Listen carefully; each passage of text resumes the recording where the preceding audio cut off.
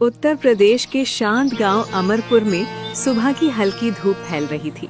बाजार पूरी तरह जगा नहीं था, लेकिन अर्जुन अपने ठेले के पास खड़ा था। भगोने से उठती भाप और मसालों की खुशबू हवा में घुल रही थी। आओ भाई, आज का राजमा थोड़ा ज्यादा गाढ़ा बना है, मजा आ जाएगा।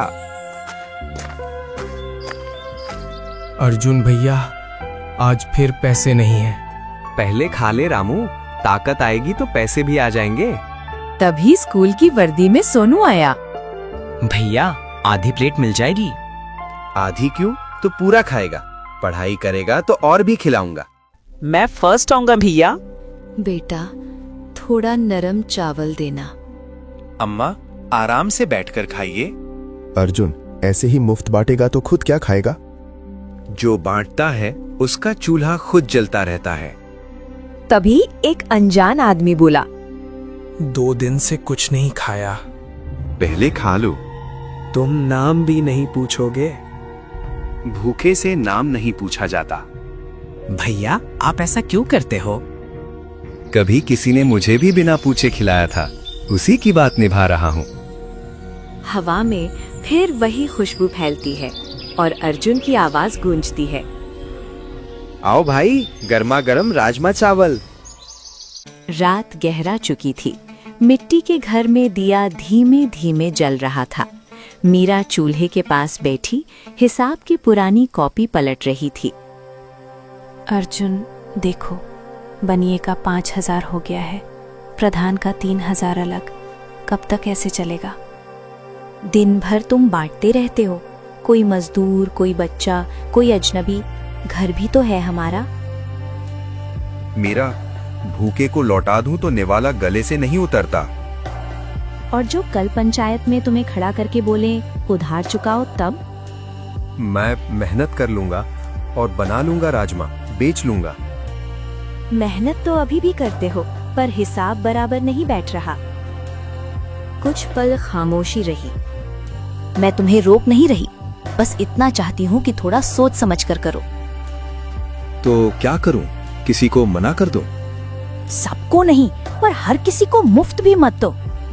अगर कल मैं भी खाली जेब खड़ा मिलूं, तो क्या कोई मुझे मना कर दे? मीरा उसकी तरफ देखती रह गई। मैं बस डरती हूँ अर्जुन, तुम्हारी अच्छाई कहीं तुम्हें ही मुश्किल में ना डाल दे।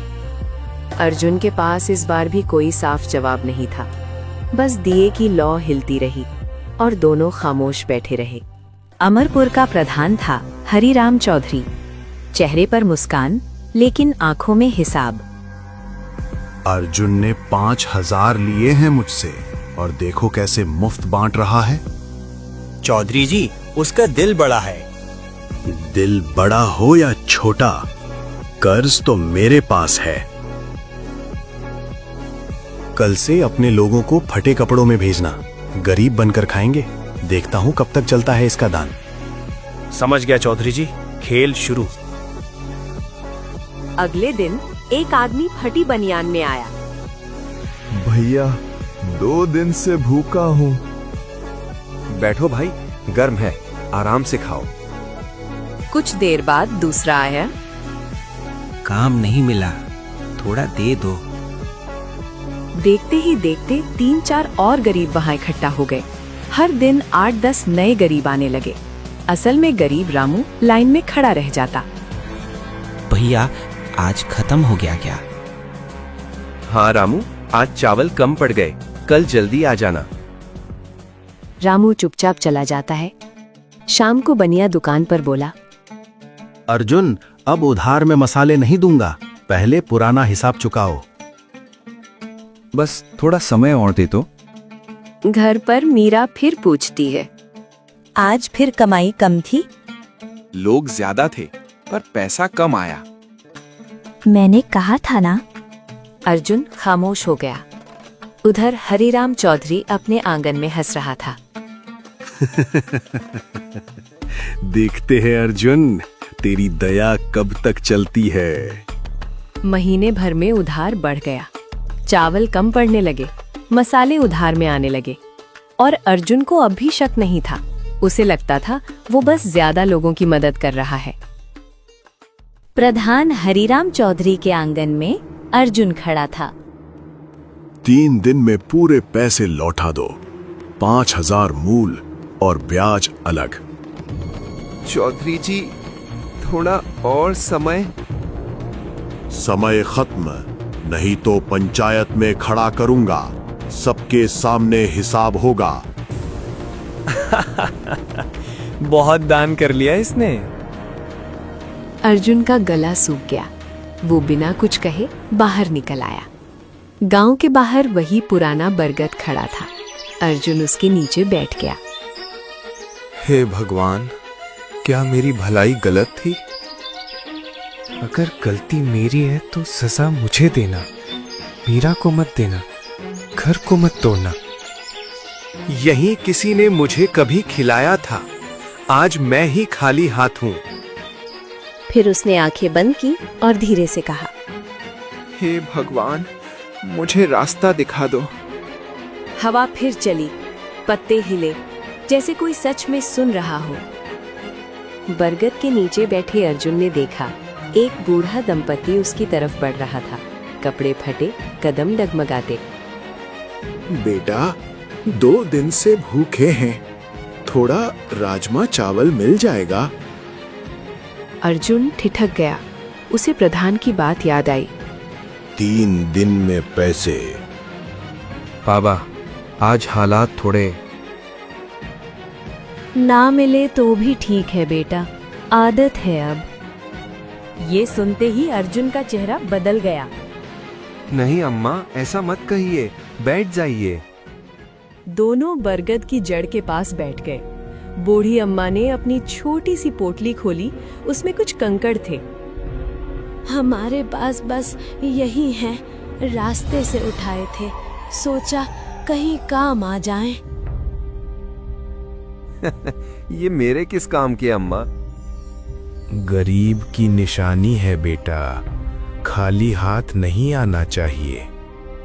अर्जुन की आंखें नम हो गईं। आपकी दुआ ही काफी है, पत्थर अपने पास रखिए। वो ठेले के पास गया, भगोने में जितना बचा था सब निकालकर 2 बड़ी प्लेटों में भर दिया। इतना सारा? आज का आखिरी है, पूरा आपका। बेटा, भगवान तेरा भला करे। अर्जुन ने बिना गिने बिना सोचे पूरा भगोना खाली कर दिया।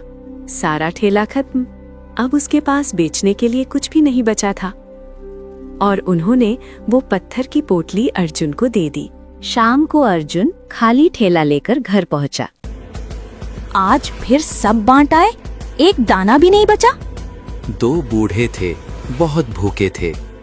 और ये क्या लाए हो? उसने पोटली उठाई और खोल दी। ये क्या है, कंकड़? वो गुस्से में बाहर फेंकने लगी। अब पत्थर से घर चलेगा क्या? तभी आंगन में धूप की आखिरी किरण पड़ी। मीरा अचानक रुक गई। अर्जुन, जरा देखो तो। क्या हुआ? ये पत्थर नहीं है। अर्जुन ने ध्यान से देखा, वो चमक रहा था। ये तो हीरा लगता है। सारे चमक रहे हैं। मीरा हैरान और भावुक खड़ी थी।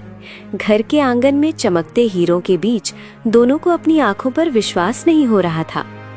अर्जुन को एहसास हुआ कि उनकी दया की परीक्षा ली गई थी। उस पल उन्हें समझ आ गया कि सच्ची भलाई कभी व्यर्थ नहीं जाती। अगले दिन पंचायत बैठी। चौपाल पर भीड़ लगी थी। प्रधान हरिराम चौधरी कुर्सी पर बैठा मुस्कुरा रहा था। अर्जुन, समय पूरा हो गया, पैसे लाए हो? अर्जुन चुप खड़ा था। तभी मीरा आगे आई। उसके हाथ में कपड़े में बंधी गड्डी थी। ये रहा आपका 5,000 और पूरा हिसाब, गिन लीजिए। गांव में फुसफुसाहट होने लगी। इतने पैसे कहाँ से? मेहनत और भगवान की दया से। चौधरी जी, गिन तो लीजिए। हरिराम ने पैसे गिने, सब पूरे थे। हरिराम के पास कहने को कुछ नहीं बचा। वो बस धीमे स्वर में बोला, हिसाब बराबर। रात को दरवाजे पर दस्तक हुई। अर्जुन ने खोला, वही बूढ़ा दंपत्ति सामने खड़ा था, पर इस बार उनके चेहरे पर अजीब सा तेज था। बेटा, पहचाना? आप अंदर आइए। हम साधारण मनुष्य नहीं हैं। हमने तुम्हारी परीक्षा ली थी। परीक्षा?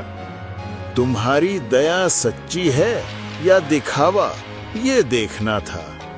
मैंने तो बस अपना फर्ज निभाया। याद रखना अर्जुन, धन आएगा जाएगा, पर दया मत छोड़ना। बरगद के नीचे जो वचन मिला था उसे निभाते रहना। अचानक आंगन में उजाला फैल गया। अगले ही पल दोनों प्रकाश में बदल गए। अर्जुन हाथ जोड़कर खड़ा रह गया। मैं वचन देता हूँ, दया कभी नहीं छोड़ूंगा। आंगन फिर शांत हो गया, पर इस बार हवा में विश्वास था। अर्जुन ने बाद में एक छोटी सी दुकान खोल ली, जिसका नाम उसने अन्न सेवा भंडार रखा। दुकान बड़ी हुई, पर उसका दिल वैसा ही रहा। उसने साफ नियम बना दिया, कोई भी भूखा वापस नहीं जाएगा। जो दे सकता था वो पैसे देता, जो नहीं दे सकता था उसे सम्मान से भोजन मिलता। दुकान की दीवार पर एक पंक्ति लिखी थी, भूख से बड़ा कोई धर्म नहीं। और गांव का पुराना बरगद आज भी उसकी सच्चाई की गवाही देता खड़ा है।